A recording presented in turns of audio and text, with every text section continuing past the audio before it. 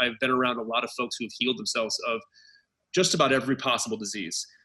These are things that we see come up a lot. One major pillar is learning how to process in the moment trauma, a traumatic event, and then also going back to revisit that event or traumatic events from your past when you're older, to understand and dissolve past memories or events that you've still held on to. So one of them is going to be trauma. Second one's going to be relationship, how to be in right relationship, what that actually means, which is largely something in our society that I think isn't really spoken about. And we could talk about that in a little bit more detail. And the third one is purpose. Why are we here? Who are you? What's driving you? Why are you getting up in the morning? And really tapping into that. So those three things in a variety of different ways have an impact, for better or worse, on our energy. Hey there, this is Ari. Welcome back to the Energy Blueprint podcast. With me today is my friend, Nick Polizzi, who has spent his career directing and producing feature-length documentaries about health, about natural alternatives to conventional medicine. In this interview, he gets into some fascinating stuff around three, what he calls ancient energy hacks. And I absolutely love this interview. I think it's packed with gold nuggets. I know we were just talking before we started recording about his new film that's about to come out called Proven, which is basically examining the science for all of these different healing modalities that are outside the realm of conventional medicine that, many people think, there's a lot of people within conventional medicine that think, oh, if it had any science to support it, it would be within conventional medicine already. It would be accepted and be standard practice. And this is just so far from reality that it's just insane. I mean, we have modalities, for example, photobiomodulation, many other examples of things like meditation and yoga practices that have huge bodies of good scientific evidence on them showing very clear benefits, and yet they're not incorporated into conventional medical practice. I mean, just to put the insanity another way, we know that within the United States, within the modern Western world, about 80% of the causes of death, of the disease burden, are diseases directly related to nutrition and lifestyle. And yet within medical school, there is literally almost no training whatsoever on nutrition and lifestyle. So there is very clearly a gigantic gap between what we know in the science and what is, common practice within conventional medicine. And I'm really grateful to people like Nick for doing the work to show that to the world and say, hey, here is the science. So Nick, super excited to have you. You are going to be talking about three ancient energy hacks. So talk to us, big picture.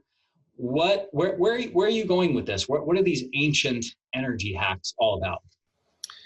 So, I've spent a lot of my life trying to find ways of healing myself. I'm a filmmaker. I've traveled around the world working with different indigenous cultures and ancient healing traditions. But a lot of that, and I don't really talk about it very often, a lot of that really comes down to me being curious about things I can do to hack my own illness, or to figure out what my own wound is and how I can learn from it and mend it and then overcome it. So we've been, 20 years been traveling the world, been filming my travels for probably about 12, 13 years. And there are certain practices and ways of looking at life, but particularly disease, that you often find shared among many different populations that have had no interaction with each other. This is something that like a medical anthropologist, ethnopharmacologist looks at when they're trying to understand new potentials for medicine by looking at our roots. They look at human interaction with the natural world and with each other and look for patterns, things that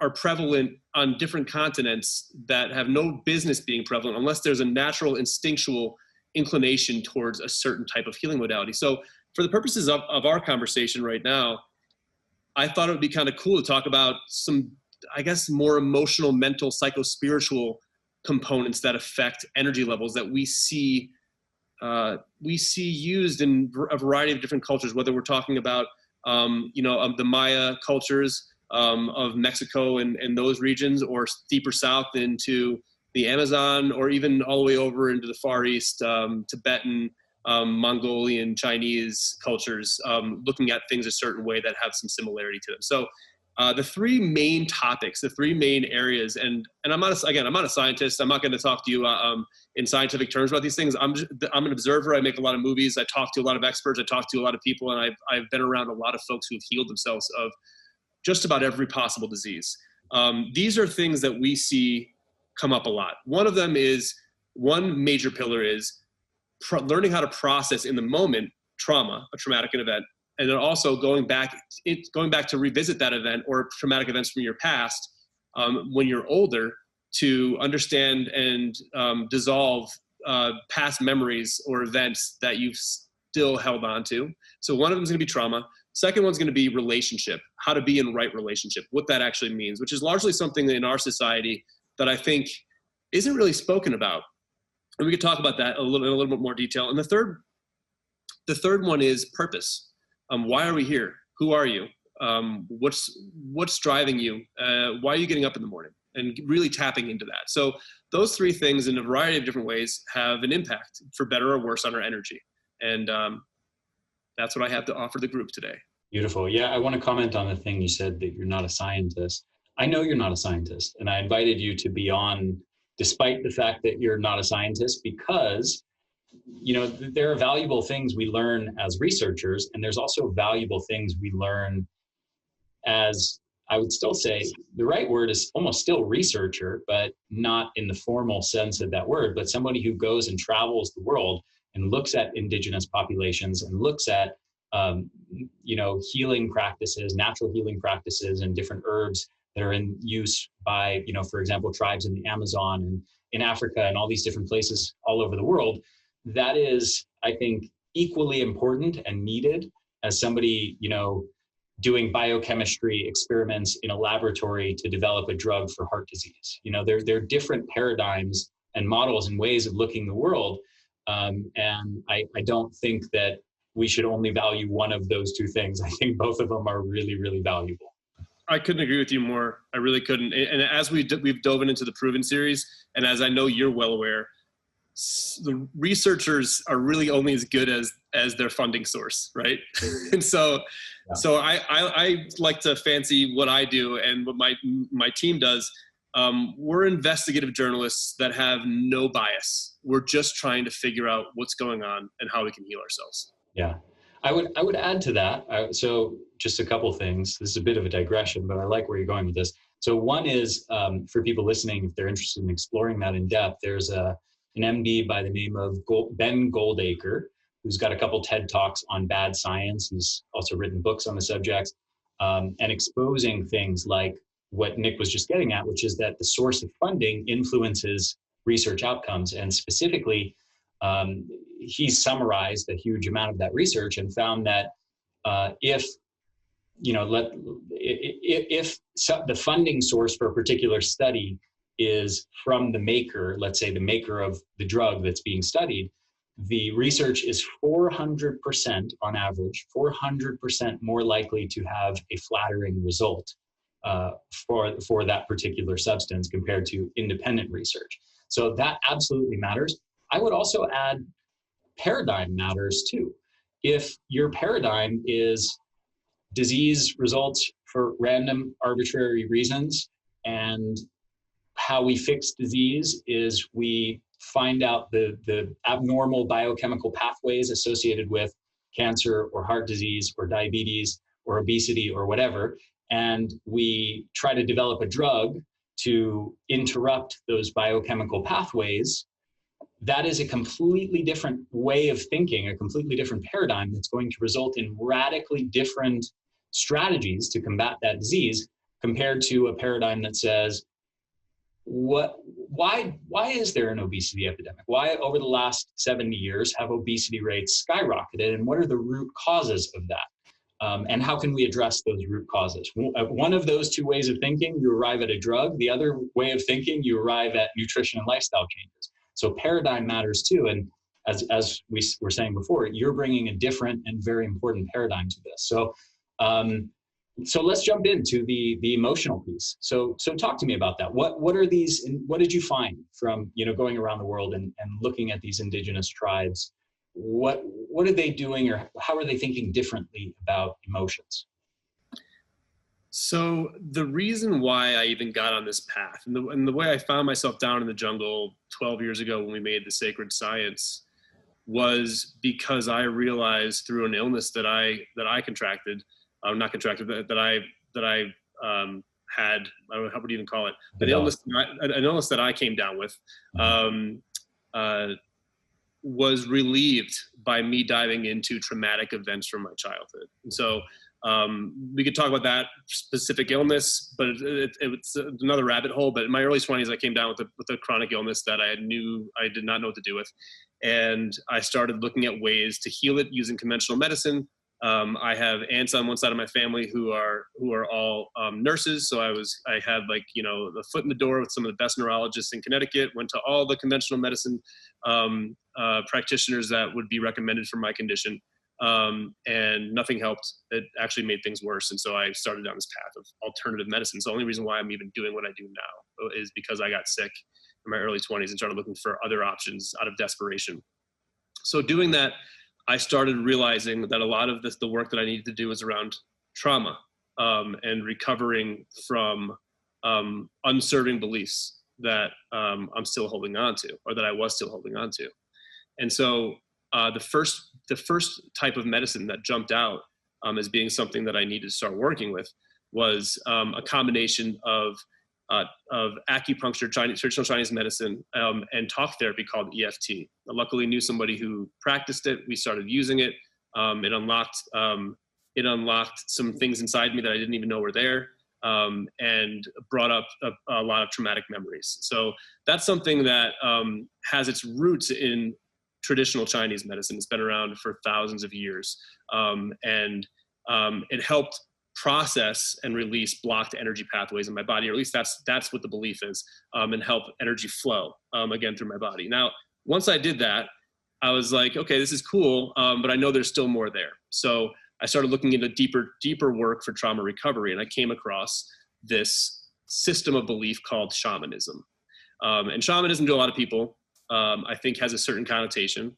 I think some people might associate it with witchcraft. Some people might associate it with really woo-woo stuff that is just not their cup of tea.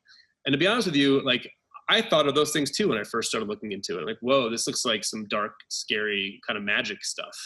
And then I just, synchronicity would have it, I was invited to partake in a ceremony, a shamanic ceremony outside of where I lived in New York City, and experienced it firsthand and realized it was anything but this dark kind of a practice. In fact, shamanism is one of the oldest forms of medicine, if not the oldest system of medicine on the planet. It originates, the term shaman originates in a certain mountain range in Siberia, and it's been used for literally thousands of years. It's probably, the idea of doctor priest, which is basically what a shaman would be considered, is something that's as old as our species is probably.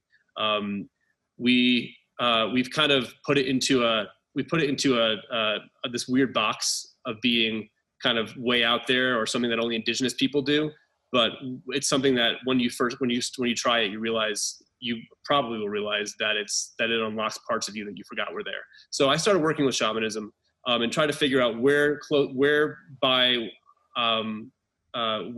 was close to the United States that I could go visit, and realize that there was this whole system of shamanism down in the Amazon. So as soon as I could, I took a plane and a few boats into the Amazon, and started working with shamanic traditions there. And when you start understanding the way that shamans in the Amazon view life, there's something innately true about it. The truth has like a certain ring to it. Well, the way that life, and I guess for the purposes of this conversation, trauma is viewed, is in stark contrast to the kind of Christian upbringing that I had in the Northeast. And I guess it all begins with this idea that everything in this life is a teacher. Everything in this life happens to you for a reason. And if it happened to you, then it's right. It's innately right. And it's to be used as it can be looked at as either a medicine or a poison.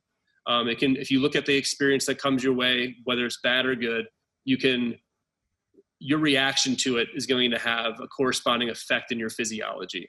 And so something bad happens to me. Let's say your dad backhands you and you're 8 years old. Like, you could hold on to that, especially if you're 8 years old in a situation like where I lived in Connecticut, where, emotions and your own needs are not really that big of a consideration. In fact, I think in a lot of households it's probably looked at as a weakness to have needs. When you have pent up trauma, then it can sit there in your body and start to stagnate and sort of become a poison to your entire system, to your entire body. But the same way they view herbs in the jungle, an herb can either be a medicine or a poison depending on dose and depending on your approach. So they look at trauma the same way. These things, everything that happens to us in life is a teacher. And they even look at major diseases, like physical diseases like cancer, the same exact way. In fact, there's a certain tribe that looks at diseases as mothers, which is a really interesting and maybe off-putting way to look at disease on its face. But when you hear them out and understand how they view these challenges that we face, they look at diseases as being a mother that when you have an illness, when you get an illness, let's say you get cancer, instead of looking at it as this thing you need to fight against, that's this unfortunate thing that happened to you. Why me? Why is, this is obviously, I'm the wrong guy, the God hates me, whatever it is. If you look at it as a mother, or I guess to put it into more like holistic Whole Foods terminology, it's like as an opportunity to learn, then it can be an entirely different experience. So they look at a disease, any disease construct, as a mother who becomes pregnant with you, and while you're in her womb, if you learn the lesson she has to teach you, will rebirth you back into the world, disease-free and twice as knowledgeable. But if you don't learn from it, you'll be reborn, but into a different life, onto a different plane, and you'll have new lessons to learn. So there's no bad in these traditions that I've come across. There's no serious, like, this is good, this is bad. There's no cut and dry, black and white. It's just opportunities for evolution. And that's how they look at trauma. That's how they look at disease, which I think was that was probably one of the biggest takeaways when it comes to trauma that I got from the Amazon. And another thing, and I don't know if you want me to keep on talking here, but another thing that seems to be very, very common is this idea of, and I've heard a few people talk about it in the alternative health world, but you hear about it all the time in different traditions, whether it's Ayurveda, TCM, traditional Chinese medicine, shamanism, this idea that you have a finite amount of life force. You wake up every day with a finite amount of life force, unless you have substantial depletion, which it could be something that that decreases over time substantially. But if you're basically healthy, you wake up with a certain amount of life force, and it's up to you to figure out the things that are going on in your psyche, in your spirit, whatever you want to talk about it, that might be eating away at that life force. So let's just use the old, you wake up with 100 units of energy each day.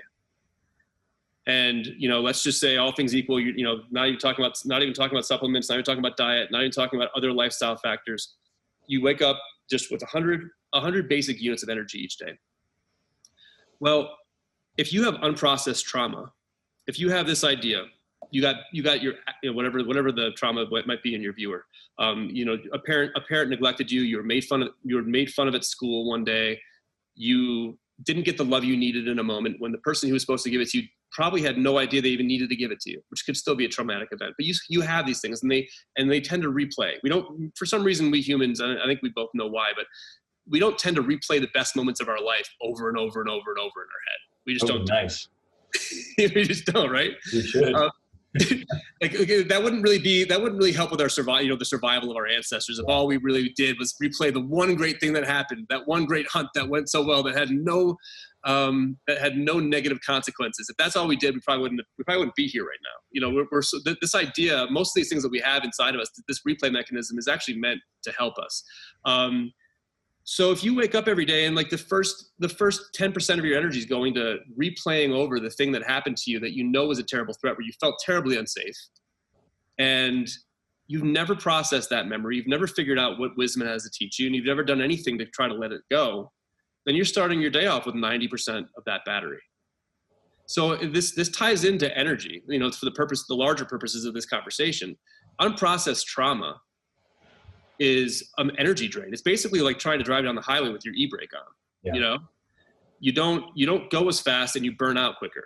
Mm-hmm. So this idea, I want to just connect some dots there with some science. So there's a emerging field of research called mitochondrial psychobiology, where they've done research where they've shown literally within minutes of exposure to psychological stress, and just simple negative thought patterns can be a form of psychological stress. You know, we don't need to actually have something in our environment actually happen to us.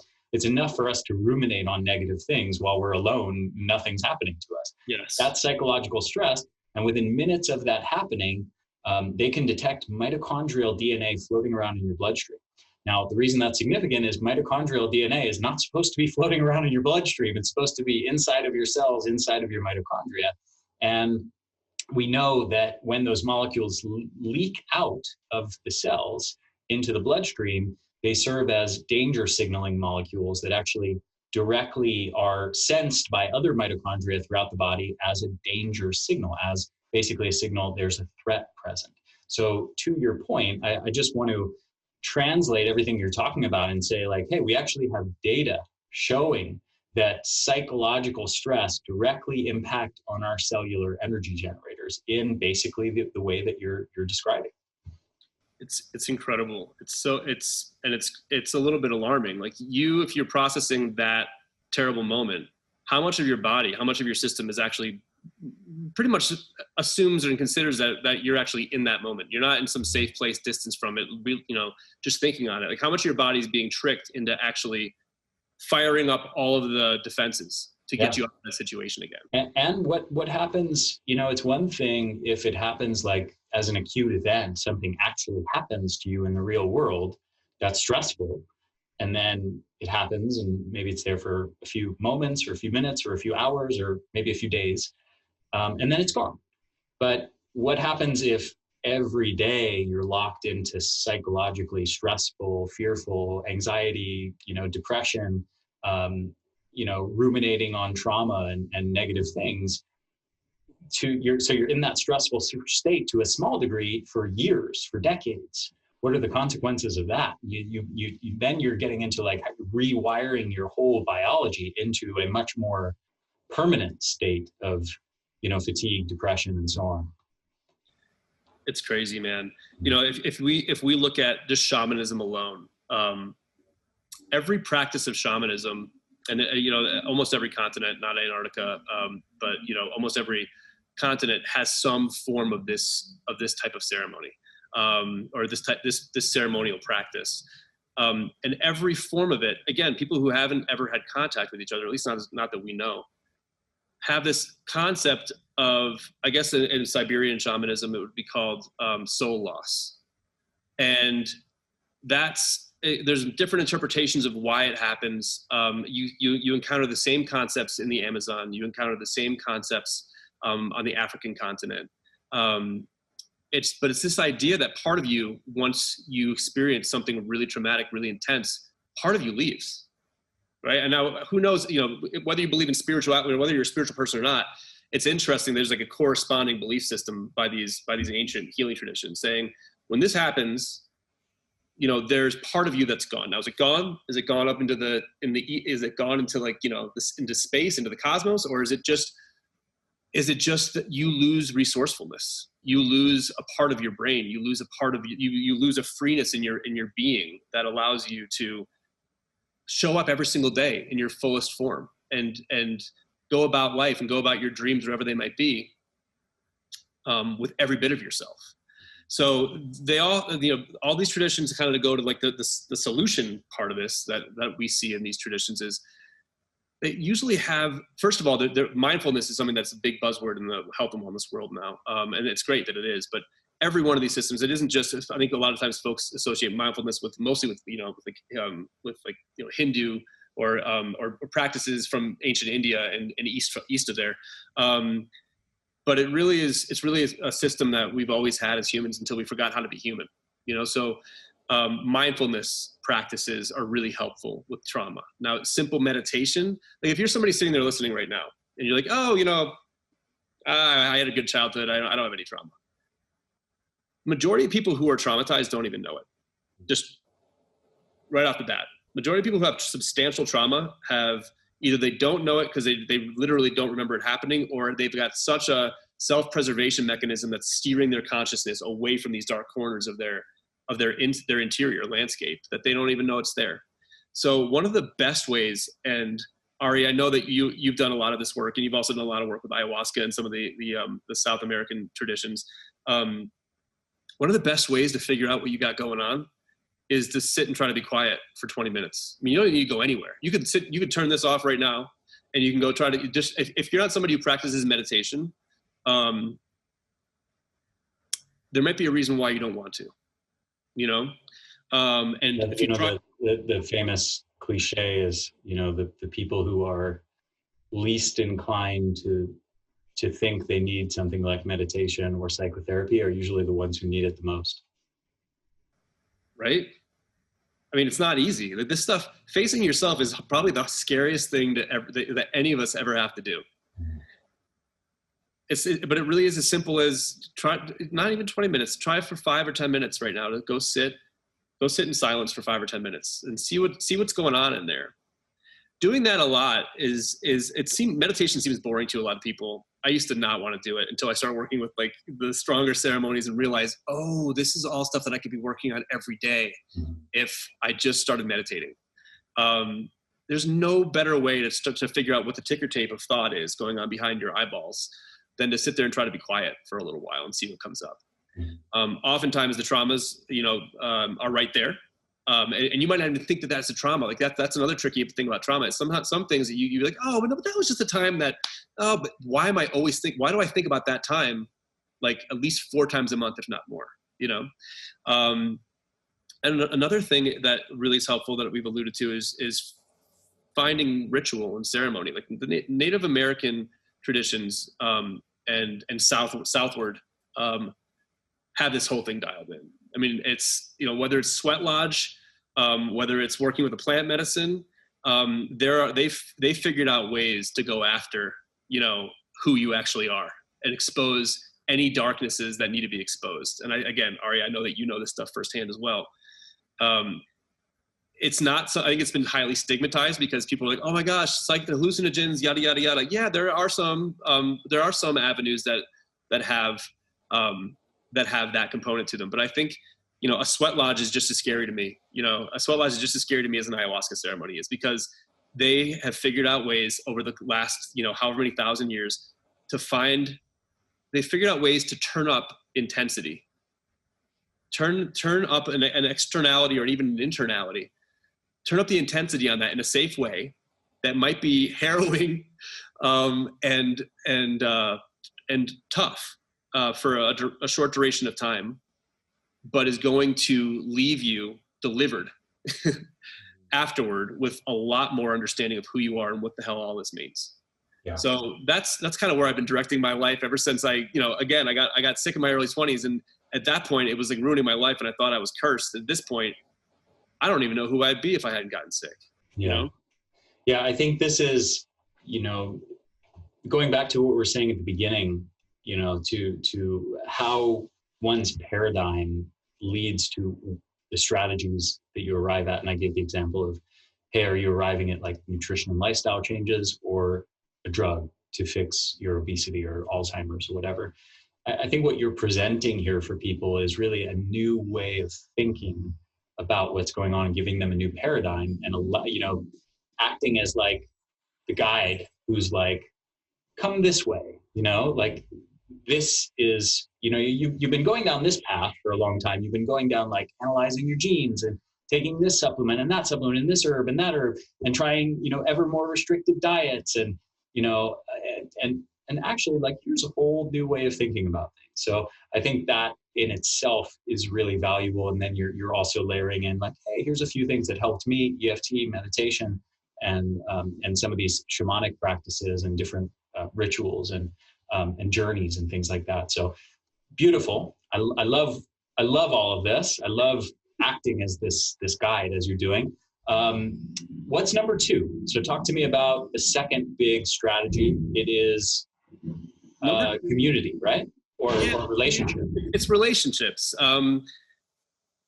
And I think that one of the core themes that you'll see in all these three that I learned primarily from dialing into these ancient traditions, that many of which are still alive right now, is this refining or this sharpening of our innate ability to sense subtle energy and to make subtle distinctions in what's going on around us.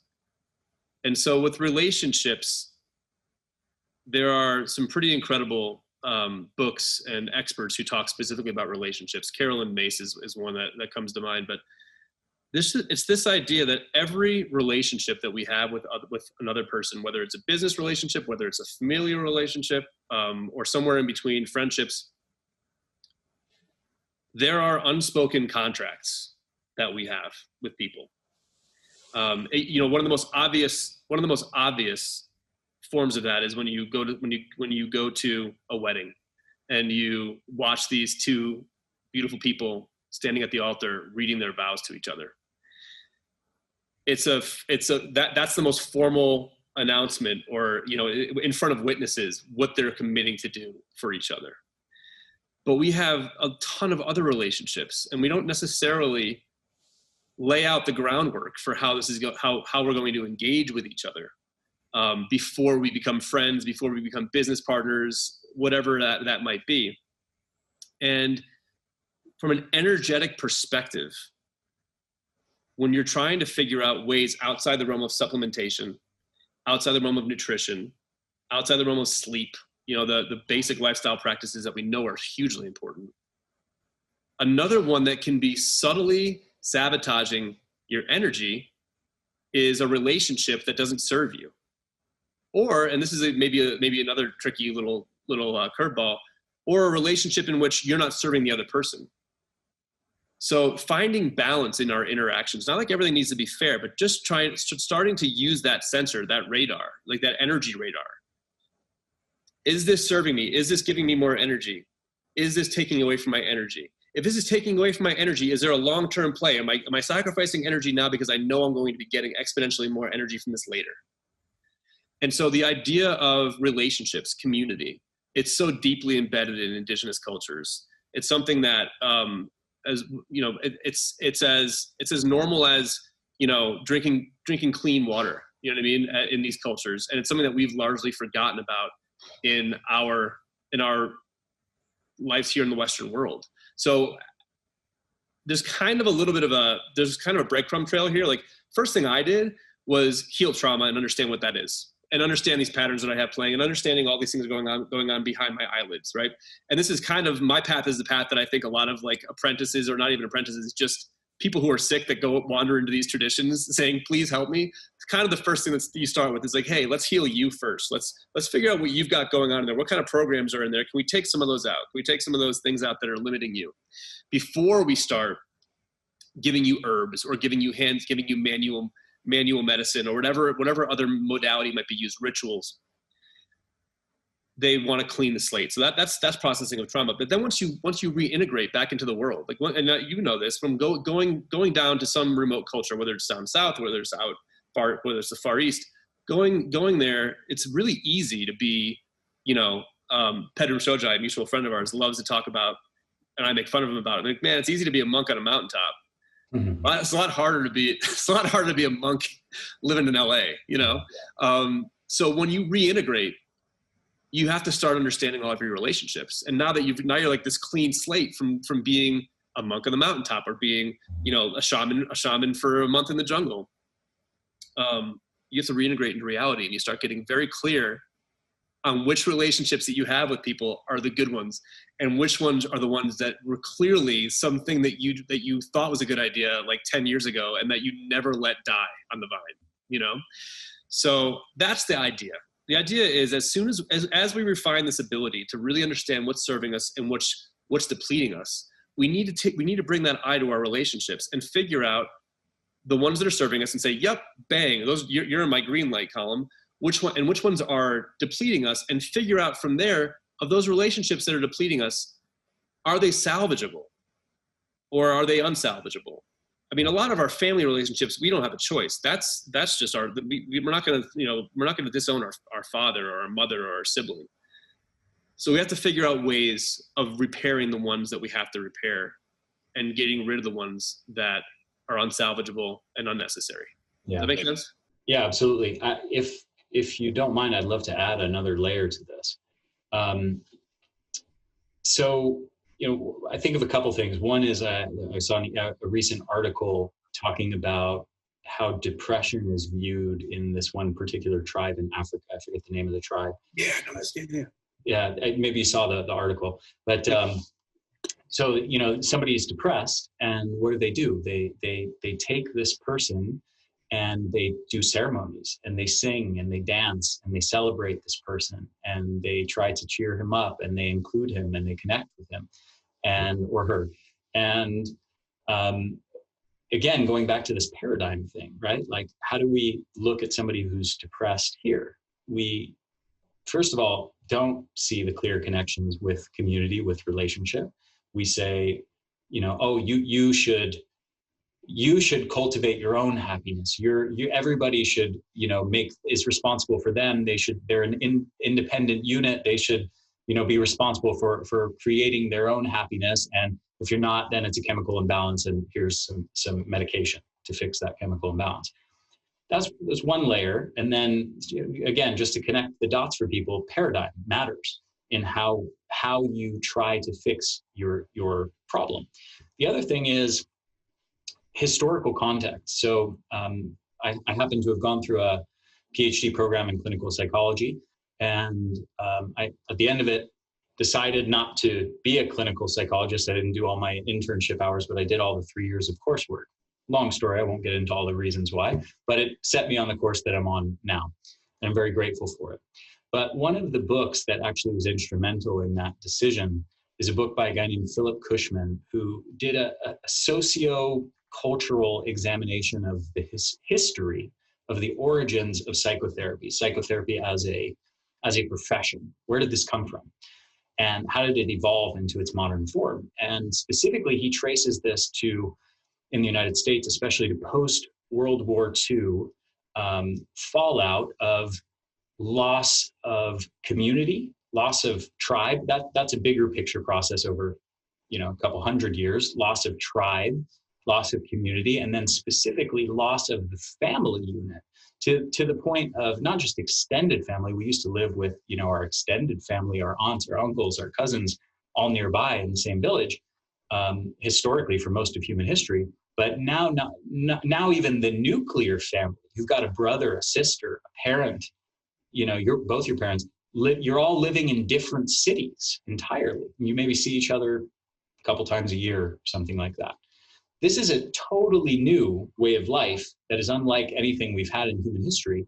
And he specifically makes the case that as we've lost that community, as we've lost that tribe, as we've lost the connection, the human connection with family and community, we have had depression, anxiety, and psychological illness in direct proportion to that. And the origins of psychotherapy as a profession have largely been in a response to the loss of community. So again, are you addressing root problems? Are you doing talk therapy with an individual to solve the problem as if the problem is only in their head? Or, in my view, part of the real way to solve that problem is reconnect. You have to, and it's really hard in today's age, but we all have to form community. So interesting, man. Well, especially it's interesting in this particular climate. Everyone's isolated, which is obviously necessary. But you go to third world countries, it's funny, we look at third world countries as being like, either what not to do, or they're getting there, they're getting more like us. But like, you go to third world countries where 3, possibly 4 generations are under one roof. And by our standards, but the assumption would be, oh, they must be miserable. Like, those must be, wow, that's gotta be really hard. They're the most joyous people. I mean, you've seen this, I'm sure, as well. Like, if wherever you are, like, you could be in Morocco, you could be in Peru, you could be in Brazil. Like, these communities they're, in terms of like happiness, these communities are thriving. Like, they're connected to a lot of stuff going on. There's a secret sauce that we don't seem to know about. It's like their own inside joke, that we don't quite get as gringos going down there. Yeah. Until you hang out with them long enough and you realize, oh, got it. Okay, yeah, the idea of having family around you all the time might be annoying every once in a while, but you have built-in childcare, you've built-in role models for your children. You have more. You have, even though it might look like things are not as nice, there aren't 5 televisions in the house. You have security of having that many people around to take care of you and to look after one another. And there's this idea of tribe that we largely don't know about anymore. We ship our grandparents off to Florida. Yeah. We all, mother and dad, mom and dad work, like, around the clock. The kids come home from school, they kind of raise themselves on the internet, watching whatever, God knows what, or television. Everyone's in isolation. It's crazy. And I don't think you really understand it until you leave. You almost need to step out of this petri dish for a little while and come back to see how conspicuous it is. Yeah, absolutely. And that's the problem. We all grow up this way, so we don't even have the reference point to know what we're missing. I think, we all have some vague sense of like something's missing in our life. And unfortunately, we've been directed to look at buying things. And, as, a new watch or a new phone or a new car or whatever, new clothes, whatever little trinkets off Amazon, we have learned to fill ourselves up and kind of block out this feeling of something missing from our lives through purchasing stuff and materialism. And the insidious part is that it actually works. It works temporarily. It works for a few hours, a few days, maybe a few months at the most, and then the feeling of void comes back. And what we're really missing is friendship, community, and tribe. So I love what you're saying here. It's so much easier said than done. And for me too, I don't have a lot of friends. I'm sure for you too, it's often hard to find people who are on the same wavelength. And as adults, it's just hard to make connections. But if you were to offer one piece of advice on how to do that, maybe start to reconnect and form maybe some semblance of more of a community, more tribe, or even just one new friend, what would you say? So I have like a list of, I call them 15 medicine questions. But a couple of the questions on that list are oriented towards this. And one is, this is the easiest way that I can do it. And this isn't going to solve everything. But in terms of relationships and how to start doing some gentle gardening, giving more light and water to the ones you want to nourish, and sort of just weeding out the ones that aren't serving you. The simplest way I do it is I ask myself on a relatively routine basis, what is the one hard conversation that I know needs to be had that I'm not having? And who is it with? That's how I always start, because and maybe it works because we humans, it's easier to kind of think about the negative things than it is about like, what's the one amazing person who I need to be giving more of my energy to? Like I've got a lot of those. But when I think my brain, and I have a feeling I'm not alone here, it's easier for me to look at the one that I know to find, and maybe there's 2 or 3 of them, but like, where are they? And why am I not having them? Why am I not having that conversation? And usually when it comes down to it, you don't really have a great reason. And the reasoning, if you want to use it as an excuse, is not flattering to you. And I think we're all the heroes of our own story. So the idea of not having a conversation because it's inconvenient or it's going to be uncomfortable, it's going to potentially expose some things that we believe about the other person or even things about our worldview that we just don't want to have to deal with. It's usually, for me, it's a really good inroad to starting that gardening process, if that makes sense. Yeah, beautifully said. So strategy number 3, ancient energy hack number 3. What you got for me? What you got for me, Nick? What you got, partner? So again, there's kind of like a sequence to this, really talking about it the way that I've been taught it. That once you've processed trauma, once you've gotten rid of a lot of your baggage, we all have unprocessed stuff that we'll always be processing, and that's a beautiful thing that we should just get used to. But once you've processed a lot of it, you feel like you've healed an illness, you've healed your psyche, you're kind of back on track, you kind of understand a little bit more about what's going on in your reality and what your place is in it. And then you've gone through and you started weeding out your relationships and bringing in new ones and kind of trying to create this spaciousness for new opportunities to come. And you politely made it very clear what your boundaries are to your loved ones and new relationships. I think the next logical thing that happens is this deeper question. Now you're kind of primed. You've kind of shed the skin of the old you, and now you're back. Now you're in your life, and I think the next question is, okay, so what the hell am I doing here? Like, what's my purpose? Why am I here on this planet?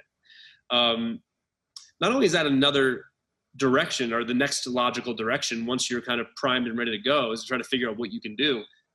It's also something that I think is this hidden secret when it comes to energy. I agree with you. I love where you're going with this. Yeah. Yeah, man. It's like a hidden treasure trove, or it's not even that's not even a good word for it. It's almost like it's like a hidden well of energy that is almost untappable once you have it. Like, I'm sitting here on this set a few miles away from my house. I've been working around the clock on our next series, not because I have to, it's because there is an unseen cord almost. Like, this is the way I look at it, an unseen cord of purpose that's pulling me in the direction that I know I'm supposed to be, the direction of the life that I know I'm supposed to be living, or the contribution that I know I'm supposed to be making. It's far beyond any type of material or social standing type motive that I think a lot of people have. And as I think we all realize, and as I know you realize already, like once that's all aligned, then the material stuff and the finances and all that stuff, that just kind of falls into place. But it's not like it's just not a thing. It's just part of it. Once you find your once you paddle into the right wave, almost, right? You paddle into the right wave and you're in the barrel, and you're comfortable there, and you want to ride this wave for a long time. And this wave is the wave of who you are and who you were meant to be. It's not even you anymore. It's the wave pushing you. You know what I mean? It's not even your energy. There's a little bit of energy required to kind of move back and forth and like make adjustments here and there, but you're in the pocket, man. And I think that that's a huge part of energy. I could never be doing what I'm doing. The hours that I put in, the amount of mental work that goes into it, and the amount of risk and all that stuff. Like, if I was doing this just to be like a Kirby vacuum cleaner salesman or whatever it was, no offense to Kirby vacuum cleaner salesmen out there, if there actually still are. There's like one person listening that's deeply offended. He's like, are you kidding me? He's like, really? You had to say Kirby. But yeah, you get where I'm going. So like, I mean, and this is, oh my gosh, like in terms of ancient, indigenous, primordial civilization and cultures that exist to this day, there are all kinds of things they put out there to help each individual understand what their purpose is and not need some kind of catastrophe, not need necessarily, a dark night of the soul, even though those are welcomed and those are fine too. There's all kinds of things to almost give the individual their own, I guess, dark nights of the soul to kind of use that again, to create almost like this environmental hormetic stressor, right? That's planned, but a planned one. Almost like, I came up thinking about taking like, a reishi mushroom and all the things that does to your immune function by sort of stressing it out in a really strategic way. These cultures have these mechanisms deployed socially so that individuals go through certain rites of passage and understand their place in the world and are primed to understand what their purpose is at a very young age. Think about the rites of passage that we have in our civilization now. Like my rites of passage growing up, the ones that were laid out for me, like I had a first communion that I vaguely remember. And then I think the next big one was when I was old enough to start smoking cigarettes. You know what I mean? That was the next, like I was 18 years old. I could go to the store and buy a pack of cigarettes, which was like a huge deal to me. 21, I got to start drinking alcohol. 25, my insurance rates went down.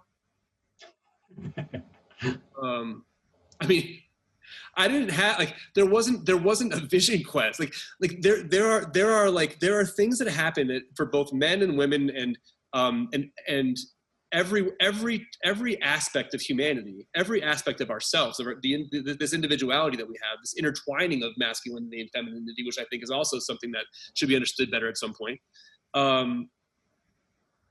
There are paths. There are programs laid out for people in tribal civilizations, no matter who you are, that are there to help steer you towards that purpose. Mm-hmm. Whether it's like, whether it's when I'm trying to think about the most politically correct way of saying this, but the way they would say it down in South America, it's when a woman bleeds for the first time. Like there's a whole ceremony around that. Like there's a whole ceremony around that where like she's taken over to like, this remote area with other women who are there to kind of help lead her through what this all means. And there's all kinds of ritual around it. Whether it could also be the vision quest that happens at certain ages. How about the idea that boys a lot of the times are not spending much time with their fathers until age 7, when they're then, and somehow this age 7 is like this understood thing. Like you see it in different cultures. It could be in Siberia, it could be in South America, it could be, on other continents around the planet. Age 7 or 8, boy all of a sudden gets taken on the first hunt. There's energetic understandings of how this stuff is all supposed to work. And by dialing into these innate parts of who we are, they've crafted opportunities for people to go deeper and feel understood, to be embraced by a community, and never be outcast. And feel ashamed of what they're going through. Yeah. And again, like these things are not easy. Like these rites of passage are meant to sort of provoke fear, meant to provoke uncertainty, to remind you of your mortality, so that those layers of BS shed away, and you understand who you really are on a soul level. Yeah. So and who you are in the context of the people around you, in the context of, to the previous point, in the context of the community, of the tribe. Yeah. And there's a section where you are, for boys, you're a little boy, you're being cared for by the women of the tribe, and then at a certain point, you get to a certain age, you go through rite of passage, and it's like, okay, now you're a big boy, or you're a man now, and now you go with the men, and you go on hunts with them, and you go. Maybe you are not hunting, maybe you're not in the most dangerous situation, but you're tagging along, you're watching. And then you get to another certain age, and now you've entered a new role with very clear and well-defined expectations of what your role is, what you are there to do, what your purpose is, and who you are to the tribe. And that is understood by you, and it's understood by all the other people too, which is really important. And this makes me think of, there's this term, I forget the anthropologist who coined this term, but it's called status anxiety. And he says, all in the modern world, especially the Western world, we all have status anxiety. We meet new people all the time. They're not part of our tribe. We don't know who they are. We don't know whether they're smarter than us, less smart than us, make more money than us, make less money than us, more powerful than us, less powerful than us.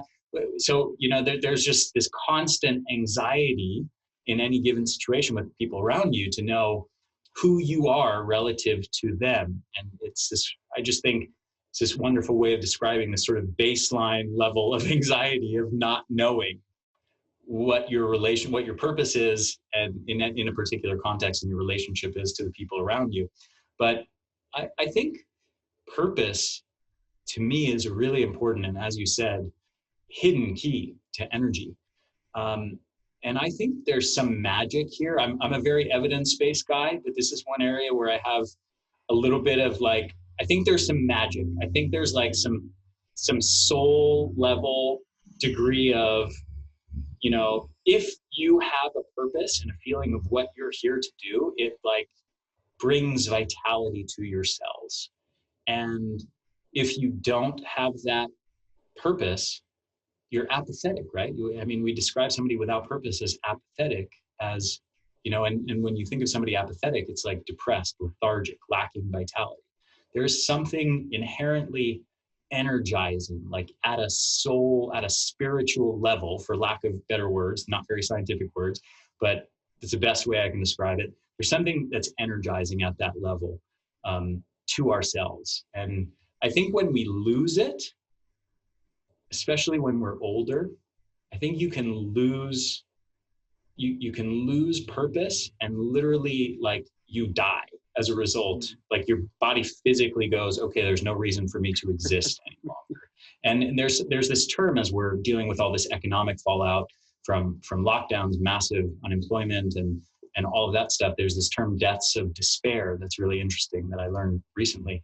And it's talking about, massive increases in suicide, in heart attacks, and all these different things. But people literally take their own life when they lose their job, or they feel they can't, they don't have something to contribute. They don't have a way of contributing. And anyway, I can't agree with you more strongly that purpose is this real hidden key to energy that goes beyond just herbs and supplements and biochemistry. There's some magic there. Yeah, it's strange. I mean, I don't know how you perceive it, but I really do feel like it's something that is pulling me forward. It's not even something that's pushing me necessarily. I always feel like I'm being pulled. Or, I guess the wave analogy is good too. Like there's a much greater energy that is at my back. It's like, any analogy you want. Is your sail full or not? It's other energy that doesn't even seem like mine. Mm-hmm. And I'm sure that, you talk about magic, so probably similar type relationship. It's like, this isn't really me. It's like I'm channeling other energy, or there's something else. Like there's a bidding that I'm doing the bidding of something of something much larger than me, Yeah. And when I have a day of producing something, like producing some great piece of scientific content, some new video, I do a webinar or something like that, and I give and I give and I give and I teach people from what my purpose and my talents are. It is energizing to me. I feel really good. I feel happy and energized after that experience. Whereas if I, have a lazy day and putz around on social media or something and enter into stupid arguments, I feel drained at the end of the day and like depressed, and it saps the energy out of me. And so there's this really immediate energizing effect of being aligned with purpose. But I want to ask you, let's say somebody's listening to this and maybe they don't have a strong sense of purpose. And they're like, okay, guys, well, yeah, easier said than done. Maybe you guys know what your purpose is, and so you can just choose to be aligned with it. But what if you don't know what your purpose is? What would you say to somebody in that circumstance? Cool. Okay, so I think I have maybe three kind of bits of prescriptive advice. First, just leading up to this one, there's a reason why it's last. I mean, at least for me, I don't think I went down in the middle of my own personal crisis looking for purpose. I was looking to actually keep the lights on in my system, keep my life going. So as you kind of go through those, I think the one thing that's blocking a lot of people from living their purpose, at least, I can only speak for myself, but I think that maybe part of why I'm good at what I do is because I have my brain. I kind of have the brain of a layperson. I'm not like some dude who's like so different. I'm pretty much like a lot of the people in the world. Is that my relationships were sort of hindering me from even looking for it. Like it wasn't safe for me to do that. It wasn't safe for me. First of all, I didn't have anyone to talk to about it, because no one I knew, or no one that I thought I knew, was going after their purpose. They were just part of the system. They were doing the thing. They were doing the daily grind. They were on the grid. They had bought into the narrative that you go to college, you pick one of 5 categories, and you choose a job, and basically, volunteer slavery, but maybe a better word than that. You basically just dedicate your life to working for a paycheck. And so for me to have this idea, for us to have these conversations, Ari, you and I having this conversation right now, like if like this is something that is absolutely not part of the paradigm that I come from. I don't know if it is yours, but it's not part of mine. Like, yeah, that's certainly not my family upbringing. No. So I mean, just in that way, like relationships are really important. You need to understand who you have around you. There's this success metric, and I don't really love success metrics, but they say your income is usually the average of the poorest person you know and the richest person you know. I think that's a bunch of BS. It's also kind of a classist weird anyway. But if you look at it not in terms of money, but you look at it in terms of mindset, your mindset is probably the average of the most restrictive mindset and the most expansive mindset person that you're friends with, right? And so I think you need to look at your relationships. You got to figure out why it's not safe, why it doesn't feel safe to you to really dial into what would make you happy first. Secondly, I think there's this idea we've been touching on of getting out of this petri dish that we're in. I mean, when I'm stagnant, and I don't know how you write, Ari, or how you pull your creativity out, but when I'm writing or I'm filming or whatever we're doing, editing, I know first of all, I have certain hours of the day that I can do it.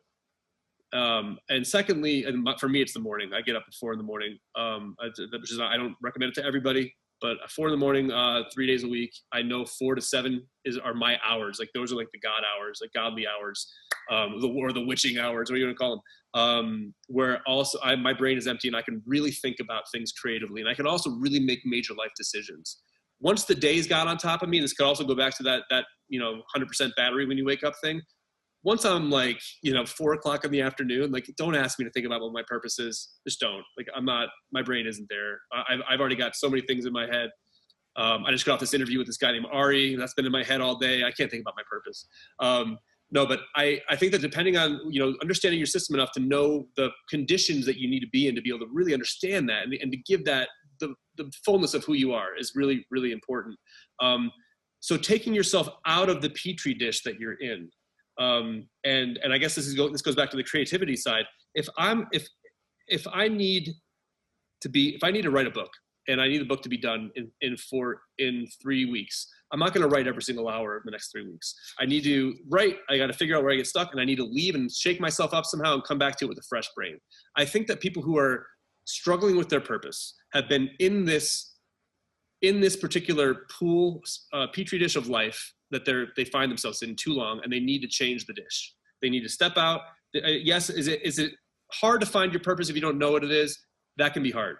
But is it easier to decide that you're going to take 2 weeks, whether it's a vacation, whether it's a staycation, and change things about your reality substantially in the hopes that your brain will come up with new ideas and come up with new understandings of what this all means if given a different externality.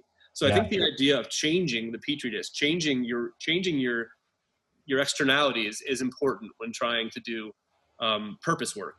That's if you look at the traditions that you see in rites of passage from the indigenous worlds, you don't tend to be staying at home during a rite of passage. A vision quest is called a vision quest because you don't have to be taken that far away from your home, but you're taken far enough away and you're into an unknown environment to really understand who you are. Yes, there's a survival component to it that you don't necessarily need to bring into your purpose work, but there's a reason why reality is the externality, the environment that you're in is changed intentionally when you're trying to do this deep spiritual work. It's to shake you up, shake the cobwebs off, to make you look alive. Like, look alive. Like, things have to happen, psychologically in your brain. Wires need to start firing again for new connections to be made. So I think that that's a big part of it. Were you going to say something? Yeah, I was going to say, go on a journey. Whether that's, you could interpret that many different ways, but I'll say in the literal sense,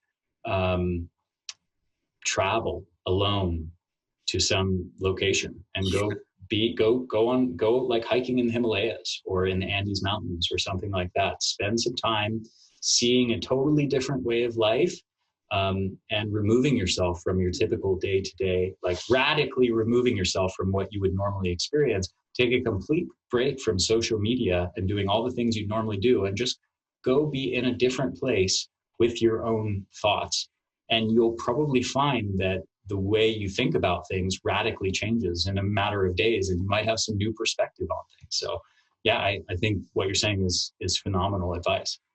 And it doesn't, and it doesn't even need to be that far away. I mean, if you're like a single mom, living on like the south side of Chicago, let's just say, this doesn't need to be like you trying to figure out childcare and put together the resources to take off for 2 or 3 weeks. Yeah, like absolutely. This could be find another part of Illinois, the someplace that has some wildlife, and just put a backpack on and just dedicate 2 or 3 days to just wandering in the woods doing nothing but that. Well said. Yes, I agree with you. Yeah, I was, I think back to my upbringing. I traveled a lot growing up from the time I was really little. From the time I was a baby, my parents took me to Morocco and all these exotic locations, and I spent a lot of time in developing countries. And I remember, there are certain experiences I remember. I remember when I was 6 years old, walking across this bridge in Istanbul and seeing a kid that was the same age as me, who was sitting on the side of the bridge with his mom. I was walking with my mom across the bridge. He was sitting on the side of the bridge with his mom, and they were homeless and they were begging. And I remember that experience just was imprinted on my brain, because it made me realize, wow, I'm really lucky to not be a homeless 6-year-old like that kid, living in this circumstance. And I agree with you have to do the best you can given the life limitations, financial limitations you have. But I do think there's also, if you can afford it and your life circumstances allow, go to developing countries and see radically different ways of life. And I think there's extra value in that as well. But yes, thank you for bringing that perspective in as well. Totally. And I would say, no matter where you are, try doing it without shoes for for an hour or two. There's something really, really helpful, but that's a great state changer. That's just a little side thingy.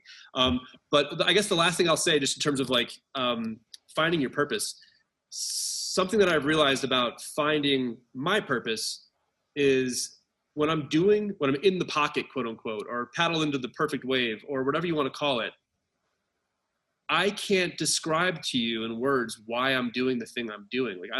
You get past the point of the reason why you're doing the thing. Why are you doing that? Why are you in the middle of that particular action? There isn't a way to rationalize why this and not something else. So I feel like when you get into that place where you just know the thing brings you so much happiness that you're doing it, but you can't really verbalize other than that particular, this makes me fulfilled, this makes me happy. You can't really verbalize why that's where you are in that moment in time. I experienced it on that background right there. That's a whiteout backdrop. It's going to look like an Apple kind of commercially backdrop for our Proven series. I am reading off a teleprompter. To a lot of people, that would sound like torture. I'm reading off the teleprompter, and a lot of the time I'm in such a flow state, I'm in such a zone, that if you ask me what about the white backdrop in the teleprompter is so exciting to you, I have no idea. I have no idea why that is. I just know in that pocket, time stops, I'm in a flow state, and I can't explain to you why that's the thing I'm doing, but I know that I would rather be nowhere else on the planet. Yeah, this is an important thing, which is that arriving at your purpose is not purely an intellectual endeavor. There's a visceral knowing component to it. It's just, you feel it. It feels good. And then it doesn't just feel good in the moment, like eating ice cream or potato chips or donuts or something. It feels good after the fact too. You feel energized, you feel good at the end of the day, and you sleep well because of how you spent your day. That's how I know when I'm aligned with my purpose. Heck yeah. Yeah. Awesome, man. This was brilliant. Well, this is very much a deviation from the typical geeky biochemistry and genetics and all that sort of stuff that I normally talk about. But this was a blast, man. This is a wonderful, beautiful change of pace from how I normally talk about things with energy. And and so needed, so important and so needed. So thank you so much, Nick, for sharing your wisdom with my audience. And this was a blast, man. Thanks. Honored to be here, man. I love the work you're doing. It's so vital. Anything I can do, and the best of luck to you. Yeah, thank you. And the feeling is so mutual. For everybody listening, Nick has a bunch of different movies, a bunch of different health documentaries that have come out. The Sacred Science, Proven. So Nick, where's the best place for people to go if they're interested in getting some of those films? Best place to go right now is thesacredscience.com. You can get access to our Proven series, and really excited about it. We spent some time talking about it right here on this talk. And then for Exhausted, which is the one that Ari's speaking about, that one is going to have a website with the same title, and it's going to be called exhaustedseries.com. But more to come. And if you just tune into thesacredscience.com, you'll get all those updates as they are available. Beautiful. Thank you so much, my friend. This was a lot of fun.